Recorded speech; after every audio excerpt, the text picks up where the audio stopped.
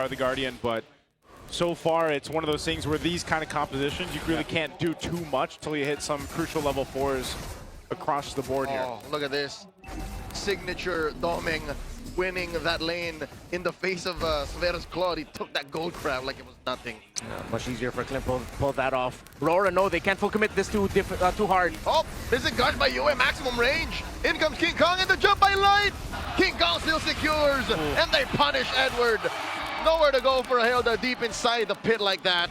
Onyx win the first turtle trade. Now Light comes in. Perk almost gets taken down. Oh, Light so close to going down. It's all Onyx from here.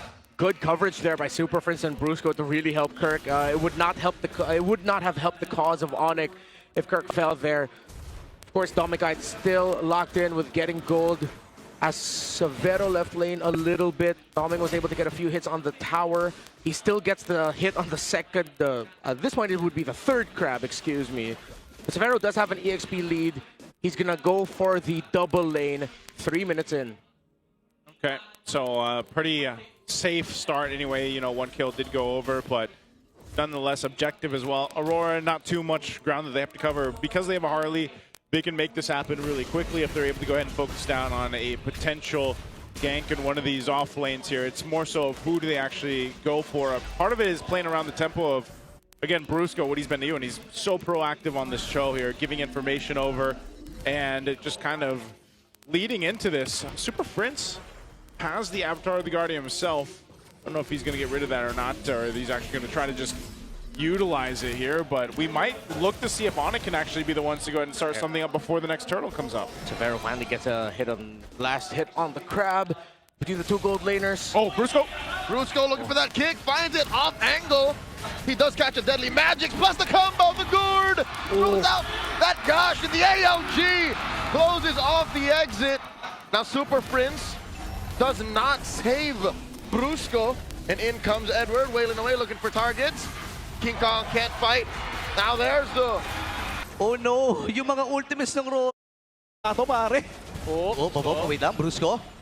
Baba sa 20% ang kanyang HP, pero mabubuhay naman siya. King Kong, sumisilip lamang doon sa bintana. Ay, sinisilip-silip yung mga miyembro ng Rora na gustong lumabas. Tumili sa bintana ng Onyx. Super house. Alam mo yung mga kalaro mo, di ba? Sisilip-silip sa bintana. Aayain ka, tatalaro tayo.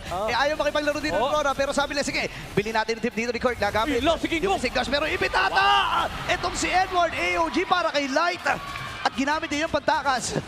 Oh no, yung mga ultimates ng Rora, pang-escape na lang. Oo. And ito yun mayroon pa na mga natitirang mga pang-wave clear mula dito kay Yue. Pero mukhang pipilitin na ata ng side ng Onyx itong inhibitor turret sa baba. Umaamban na naman si Brusco. Mala M6 run nila at hindi ata nila mapipwersa dahil wala na rin silang minions. Teka lang, may hinila! Kaya alam nila na wala itong AOG! And Super Friends with a kill! Napa-AOG din si Super. Hindi ko alam, napindot na lang ata yun. Nainggit siya eh. Pero ayos lang. Ako din. Sabi niya, yung sa kanya kasi na-cancel. Ganito yung itsura niya pag tumuloy. Yung pala yun! Oo. Yan yung baka bagong recall. Okay. Tama naman. Baka na-refresh din lang, no? Para lang may makuha na iba matapos ng AOG. Style points. Yeah. Pwede mong cancelin yun eh. Oo, meron yun, pre. Yung parang kulay violet sa taas. Pwede mong pindutin lang yung para makancel eh. Swag points lang. Swag points lang. Papogi lang ng konti. And, alam mo naman, si Super Prince, papogi din yan eh. Oo naman. Sinasabi ng community natin na titutuloy ng Onyx ang pag-push dito against Aurora Gaming, pero may 20 segundos pa naman ang Aurora para mag-recover. Walang inhibitor turret na nawala sa huling pag-push ng Onyx, which is good para sa Aurora Gaming. Kaya nilang bumili ng oras para mag-contest sa upcoming Lord na ito. But again, till when, di ba? Hanggang kailan kayang bumili ng Aurora ng oras? Kasi ang oras ay nasa side ng Onyx Philippines. Ito yung mapapasabi ka talaga what time is it sa Vero time. Kasi almost full item na Vero.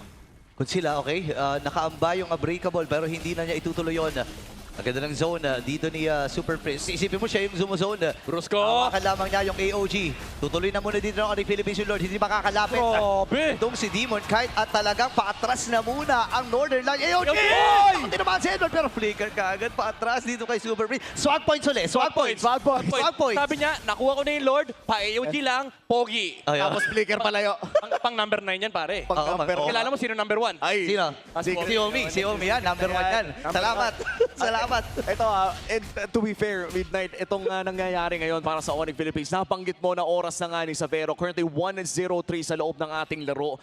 Pero parang si Super Prince yung kanina pa nag-o-aura farming. Oo. Siya ata yung nagbibigay ng espasyo sa klot na ito eh. Oo, ito na yung mararamdaman mo yung mga shot call ng kapitan ng Onyx Philippines. Kasi karamihan ng mga engage nila, men, naka-layer, yung sipa ni Brusco, yung AOG ng Valentina. Oh, Brusco, King Kong daw. Nakakatakot talaga pag sumisilip-silip si Brusco doon sa bitana, no? Yung mga dash lang tapos aatras. Alam mo may kasunod yun eh. Oo. Kaya hindi na rin pinilit ng Aurora na protectionan pa yung babang tore. Brusco. Pero may wave pa sila sa middle.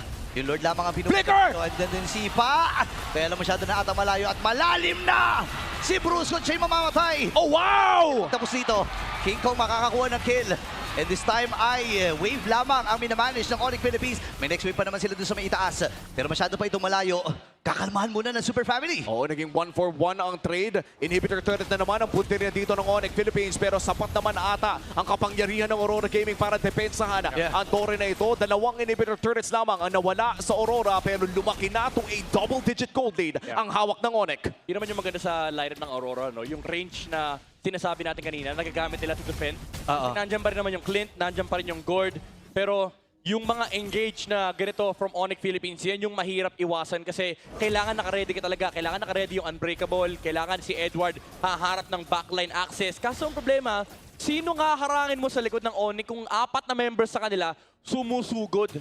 Si Savero lang yung naiiwan sa likod eh. Pero kahit yan, pwede, willing sumugod din eh. Oo, tsaka with the flicker, kahit iwan talaga yun sa likod, pwedeng mag-BMI flicker in plus the blazing duel. Third round na pa. Hindi pa natin nakikita yun. And ito na, concealed play. Mula dito sa Onyx Philippines, mukhang walang mahanap si Brusco. Makikita lamang niya si Dominkite pero amba lamang ang kanilang gagawin.